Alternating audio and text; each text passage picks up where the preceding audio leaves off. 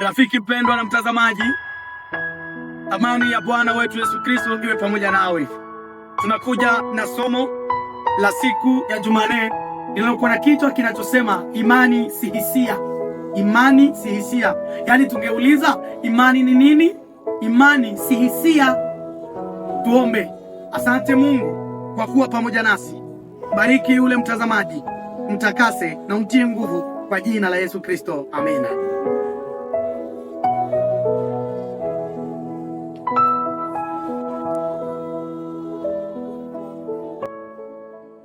Siku ya Jumanne, imani si hisia. Kumbuka jana tulikuwa na somo linaloelezea Yesu anaiona imani yetu. Yesu anaiona imani yetu. Leo imani si hisia.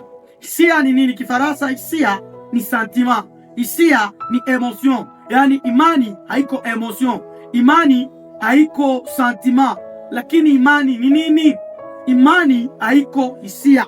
Umewahi kujiuliza Yesu anapoelezea kwamba tungelikuwa na imani ndogo kama punje la haradali utalihamisha milima? Umewahi kujiulizia jambo hili? Yaani ikiwa tumeshindwa kuhamisha milima, ni kwamba imani yetu haijakuwa kama punje la haradali. Au hujui hiyo punje? Kuna wale wanaoijua kama marafiki zetu wa Tanzania na wengine wale wanao mbegu sijui nyingi, lakini na Wakongo kuna mbegu nyingi kuliko hata Tanzania. Lakini je, mnaijua kweli? Lakini swali, umeona mbegu ya ulezi? Tukisema mbegu ya ulezi, kweli umeijua? Tukikamata ile mbegu ndogo ulezi, wanasema ndiyo imani yako. Sasa utahamisha milima na milima. Ungehamisha milima mingapi? Au umehamisha milima ngapi, mama mpendwa? Kwa kweli inabidi tutafakari. Imani si hisia. Haiko emotion kusema namna hisia ya hasira. Mtu anakuwa na hasira, nasema niko na hasira leo. Hiyo haiko ya kujisifia kwenye hasira. Haiko kama utajisifia kama raha na raha. Hiyo hapana. Lakini anayeona imani ambayo tunayokuwa nayo ni Mungu. Na imani inatabulika katika mambo unayoendelea kukapambana nayo. Katika pambano kuu, siri ya kushinda ni imani. Hautaishinda kwa sababu ya hasira ama raha yako, lakini imani. Lakini elewa, Waefeso 2 aya yake ni ya 8 inasema hivi: tumeokolewa kwa neema kwa njia ya imani. Yaani wokovu wetu tumeupata kwa bure, kwa neema. Lakini njia ya ule wokovu ambao tumeupata ni imani. Yaani imani imekuwa njia yetu ya kupata wokovu. Yaani usipoamini hakuna kuokolewa. Wokovu tumeupata kwa bure, neema tumeipata kwa bure.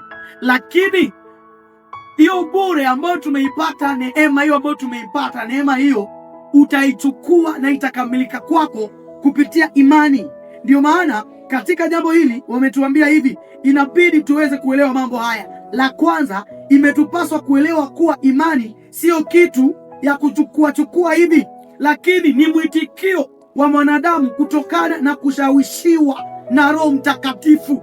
Haiko jambo ambalo utaamka unasema nimekuwa na imani, leo nimekuwa na imani. Haiko mambo ya kuamka ama unastuka unasema nimestuka leo nimekuwa na imani. Ni mwitikio wa mwanadamu kutokana na kushawishiwa na Roho Mtakatifu wa Mungu. Yaani Roho Mtakatifu ndio inakusaidia kuongeza ama wewe mwenyewe kuwa na imani au kutokuwa na imani. Je, kwa kweli mwitikio huu wa Roho Mtakatifu imeleta matokeo gani katika maisha yako? Jambo la pili kuelewa ni kwamba imetupasa kukumbuka kuwa imani si hisia. Wengi hawaitumii imani ile ambayo ni haki na wajibu wao kutumia, mara nyingi wakingojea hisia ile ambayo imani yake pekee inaweza kuileta. Hisia si imani. Haya mawili ni tofauti. Imani ni kwa ajili yetu kutumia, lakini hisia za furaha na baraka ni za Mungu kutoa. Hisia za furaha, za baraka, ile ni matokeo ya baraka kwa Mungu. Lakini imani si hisia.